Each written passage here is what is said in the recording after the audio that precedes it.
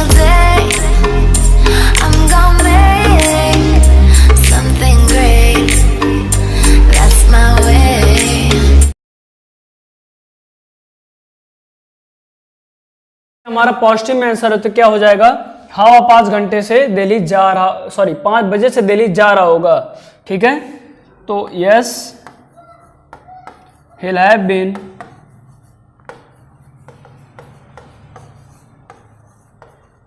going to Delhi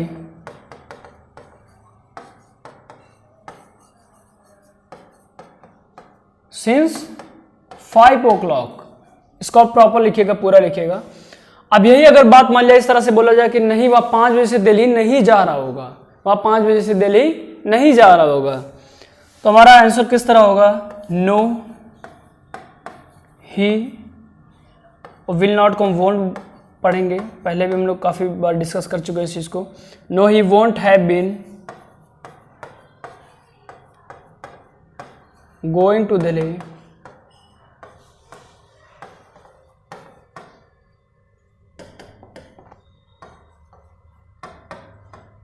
since या for this time. तो since है तो सिंस 5 o'clock। सो ये हमारा था सेकेंड फार्मूला, इसके बेस पे ये चीज़ हो गया। अब कुछ फार्मूला ऐसे बताना चाहूँगा जो मिक्स टाइप के होंगे। मान लिया आपसे कोई क्वेश्चन कर रहा है कि क्या तुम 5 घंटे से पढ़ाई कर रहे होगे, तो आपने कहा नहीं मैं नहीं कर रहा हूँगा, लेकिन वह या पढ़ाई कर रहा होगा 5 घंटे से। ओके, तो मान लिया क्वेश्चन इस तरह से, फॉर्मूला इस तरह से इसका होगा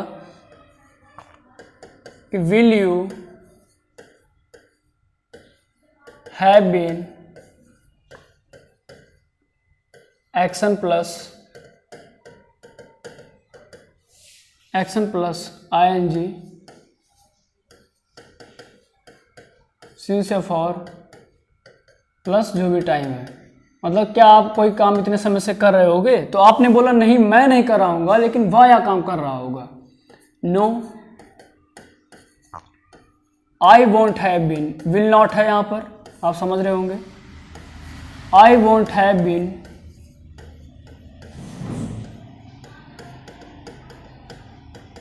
एक्शन प्लस आईएनजी सिंस या फॉर, फिर जो भी टाइम है, नहीं मैं इतने समय से काम नहीं कर रहा हूँगा, लेकिन वह काम कर रहा होगा। But he will have been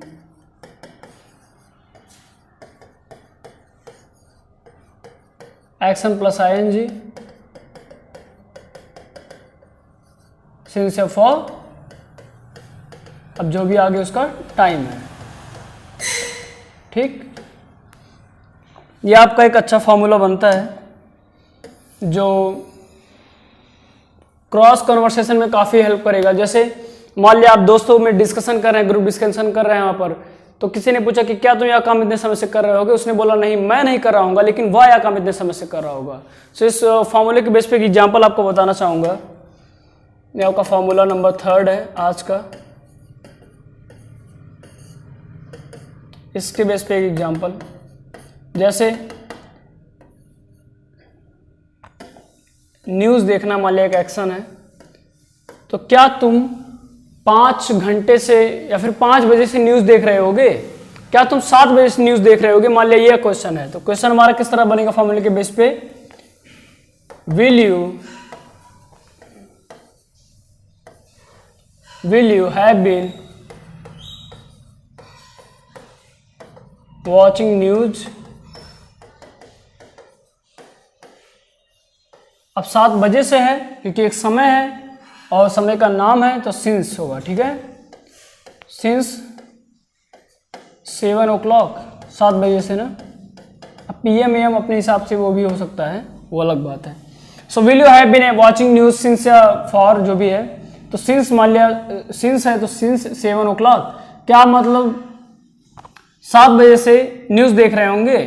तो अगर पॉजिटिव में आंसर, अब मान लिया आंसर इस तरह से कि नहीं मैं नहीं देख रहा हूँगा, लेकिन वह या देख रहा होगा। ओके, तो मान लिया कुछ इस तरह से, तो यहाँ पे लिखेंगे हम लोग no I won't have been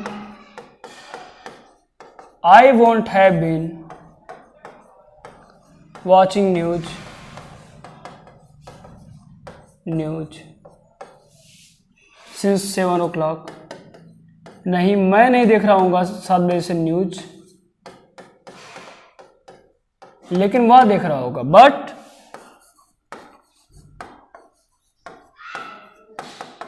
he will have been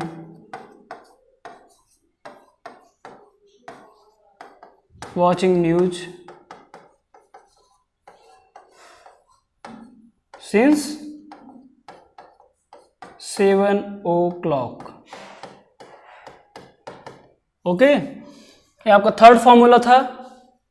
third फॉर्मूले के बेस पे आपका, या फिर थर्ड फॉर्मूले के बेस पे आपका ये एग्जाम्पल हो गया। ठीक है, अब लास्ट आपको एक फॉर्मूला बताना चाहूंगा कैसे बढ़ते हैं लास्ट फॉर्मूले की तरफ, कैसे इसी तरह क्रॉस क्वेश्चन इसमें भी हो सकता है। ओके, ये आपका फॉर्मूला नंबर थर्ड। अब बढ़ते हैं फॉर्मूला नंबर 4 की तरफ।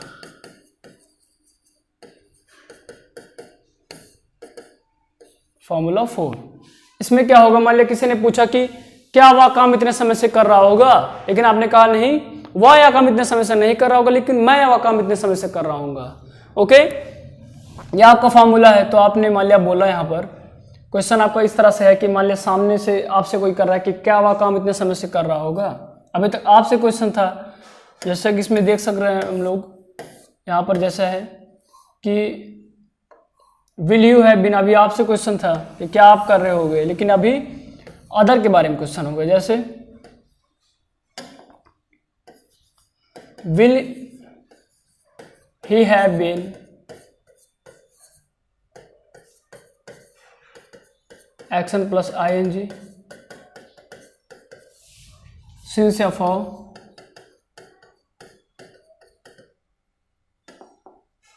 सिंस या फॉर जो भी टाइम है plus time.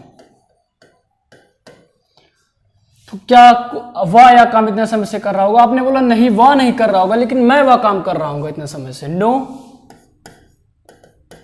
He won't have, will not को वोंट कितनी बार जिक्र हो चुका है, विल नॉट का वोंट है, और आपको तो याद भी हो गया होगा। No, he won't have been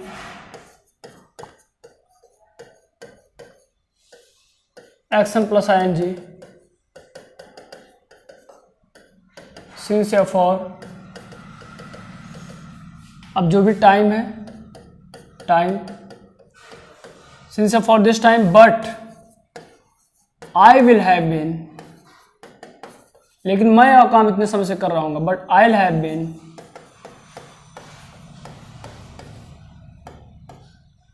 action plus ing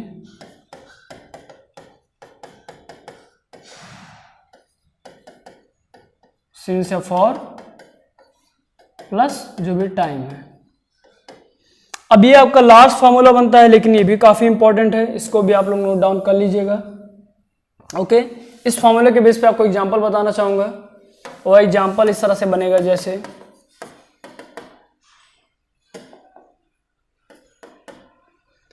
क्या तुम इतने बजे से पढ़ाई कर रहे होगे। मान लिया ये क्वेश्चन सिंपल सा हमारा, आप अपनी तरफ से भी बना सकते हो, अपनी तरफ से भी एग्जाम्पल, इसीलिए मैं कहता हूँ कि और एग्जाम्पल आप क्रिएट करिए, एक्शंस आपको देता हूँ इसीलिए, है ना। तो मान लिया क्वेश्चन आपका इस तरह से है कि क्या वह इतने घंटे से पढ़ाई कर रहा होगा, या फिर क्या वह इतने बजे से पढ़ाई कर रहा होगा। मान लिया कोई स्टूडेंट है, तो मान लिया उससे पूछा गया कि क्या वह 9 बजे से पढ़ाई कर रहा होगा, तो आपने कहा नहीं, वह 9 बजे से पढ़ाई नहीं कर रहा होगा, लेकिन मैं 9 बजे से पढ़ाई कर रहा हूँ। तो क्वेश्चन क्या बनेगा सबसे पहले कि क्या वह 9 बजे से पढ़ाई कर रहा होगा। विल ही हैव बीन, पढ़ाई करना, अध्ययन करना, स्टडी, रीड मतलब सिर्फ किताब पढ़ना, स्टडी मतलब काम भी वर्क कर रहे हैं, उस होमवर्क है वो भी कर रहे हैं, सब टोटल मिला के वो आपका स्टडी होता है। ठीक, तो will he have been studying since, क्योंकि 9 बजे से एक एग्जैक्ट टाइम है, सिंस 9 o'clock। क्या वह 9 बजे से पढ़ रहा होगा? आपने कहा नहीं, वह 9 बजे से नहीं पढ़ रहा होगा, लेकिन मैं पढ़ रहा हूँ। No,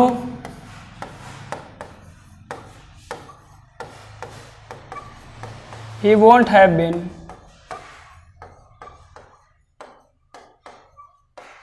studying since 9 o'clock, but I will have been, मैं कर रहा हूँ, मैं पढ़ रहा हूँ, I will have been studying, since या फॉर जो भी है, सिंस है तो सिंस 9 o'clock, ये चीज हो गया। ठीक है, तो आपका लास्ट फार्मूला तो आपका 4 फार्मूलाज आपके हो गए जो कि आपको विल हैव बीन के बारे में मैंने बताया आपको, और इसके बेस पे आपको लास्ट में कुछ एक्शंस देना चाहूंगा जिसको आपको बना के आपका होमवर्क फिनिश करना है। ओके, सो एक्शंस में एक्शंस जैसे हो गए कि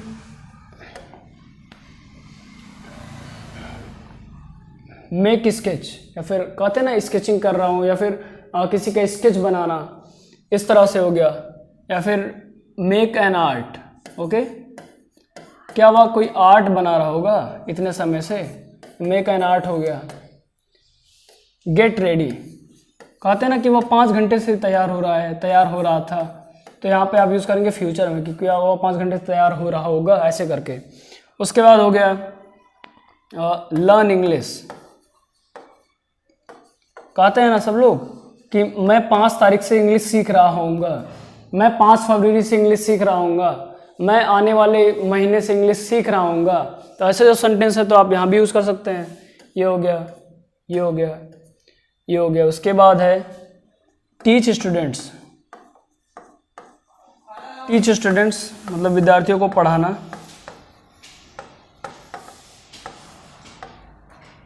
स्टूडेंट्स, और उसके बाद है कह सकते हैं आप मेक या फिर prepare food, prepare food, food मतलब खाना तैयार करना। तो ये आपके कुछ 5 एक्शन दे दिए हमने, आप अपने तरफ से भी एक्शन ऐड कर सकते हो। ये सब चीज़ें आज थी, आज का सब पूरा वीडियो रहा है विल हैव बीन के बारे में। जैसा कि पिछली वीडियो मैंने कवर किया हैड बीन, उसके पहले आपका हैज़ बीन हैव बीन हो गया।